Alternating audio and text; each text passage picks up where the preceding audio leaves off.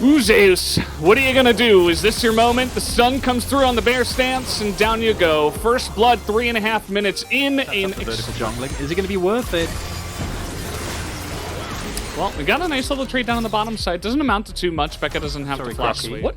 Backhand? What is going on? Like, they just love playing Ring Around the Rosie. Becca is going to have to flash. I would imagine. No, they're going to get that ultimate over the wall. And now Becca's going to flash away. The root comes in from the Seraphine.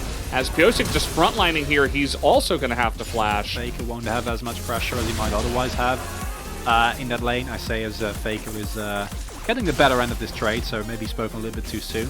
Good thing about that is, though, Pyosik has a lot less pressure as the experience, right? So he'll still be able to be, I guess, somewhat of a mid shield as he goes in. Yeah, he's really going for this one, and you know, that's a sizable amount of damage when you're down 50. They're gonna go for the freebies, I suppose. They're even committing through the teleport. There's no Dominus available, and not enough damage comes out. Faker's teleport. The amount of plates that they do pick up. Unfortunately, though, the first turret block was not picked up. The turret was not low enough, and that means that the gold lead hasn't really changed here. Now, as I said, you know that there's no Dominus here, so they can actually almost burst him down. But Zeus goes big for the wave, gets the empower or gets the heal there, and that combined with the shield from Faker, barely in a flanking situation. So instead, it's going to be up to Carrier yet again, as Pyosik is top. Oh, he's back. He's here. Wait, what? He's still here. Why are you still bullying this guy? Even Becca's up here. Are they even going to kill him? Please. Okay, so that's what they'll be looking for. Again, the poke has to land. You know, the Jace has to hit the shock blast. Becca, he's set up in a pretty interesting spot here. They're going to catch Faker. Will they be able to burst him down? There's the ultimate, and they do have the damage to take down that Orianna at the perfect time as a fantastic hook comes out from Becca. He finds the weak Orianna soft under spot. Yeah, I mean, you could see Keria. He's like, please let me engage. Well, he's got a really nice spot here. DRX should have seen him, but they're still going to get caught out here. There's that Featherstorm we were talking about. Immediate hook comes in, and where is the follow-up? It is just nowhere. The Prowler's Call comes in. Gooniusi finally able to get a great spot here underneath, but the Jace is just way too large at this point in time, and he's got Moonstaff Seraphine right behind him. So not the easiest point in time here is Pyosik as well. Going to look to run them down. And I'm not sure there's much of an escape here for T1. Oh no, he's coming. Okay, well, he's coming, Valdes. Now someone play the Jaws music. Here comes Udyr. Or, well, in this case, definitely not Udyr. He's getting on top of them, looking for that 80 carry, gets into the back line, and this was just inevitable. Faker, the last runner. The last unfortunate soul that, yeah, he's just going to get burst down. See you later. Pyosik going to pick up that kill. If you don't 100-0 and straight up win the fight, which is so hard due to the Seraphine ultimate, you just can't get it done. And this is what you see here as well. Like, they can't necessarily immediately straight on approach because you need to wait out that Seraphine ultimate. If you funnel into that and you get hit by the Encore, you just lose the fight straight up as well.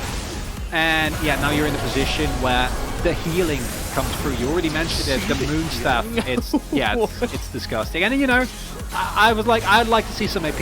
And here we see why you do go for Moonstaff. Even on the mid lane Seraphine, it's not like you need the AP for wave clear. And in these long drawn out fights, the value is just obscene. This is where they love to be. You've got Udyr with the Seraphine behind him. And this is the thing, right? Like, this is also why we were in chat like, okay, you know, you leave the two OPs open and then you'll get one of them. But Solka has gone for a full support. I think it should be banned. You know, just ban it away. Nice little shockwave here. It doesn't do anything. Cute. That was very cute indeed.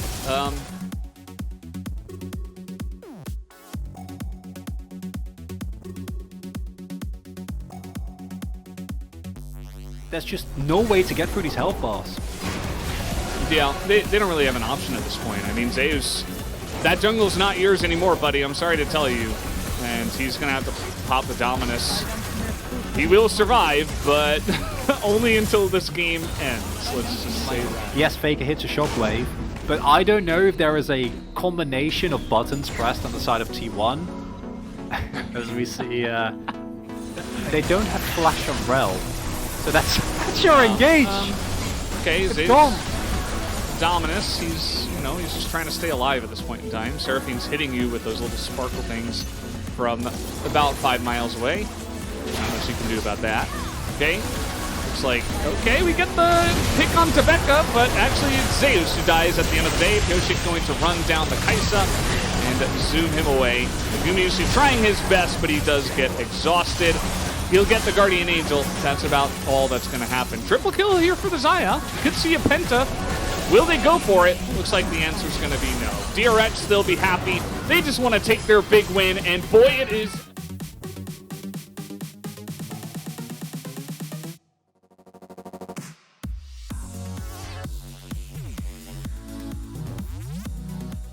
A big one, 2-1 over T1 tonight. You can see they are ecstatic in the team house. Look at them go, and I gotta say, I was expecting T1 to take the final game. The invades come through flawlessly. What do we need to do? How do we leverage this?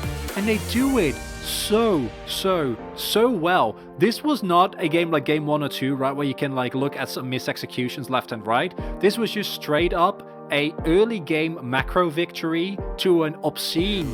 A team, especially like DRX, that kind of let you back in the game in game 2, and there were certainly a bunch of disappointments in this one for T1, a lot of stuff to work on, and something that isn't easily dove, at the very least can stay alive in that situation, but there's just not a lot you can do. Keep in mind that they did hover the sun, so they, I suppose, even if it was for a fraction of a second, rather, they were considering. They were certainly considering a potential better option for the strategy that they had planned. Pyosik being screaming his head off, and everybody else follows up. Oh, look, and this is why you love to see the team, right? Like,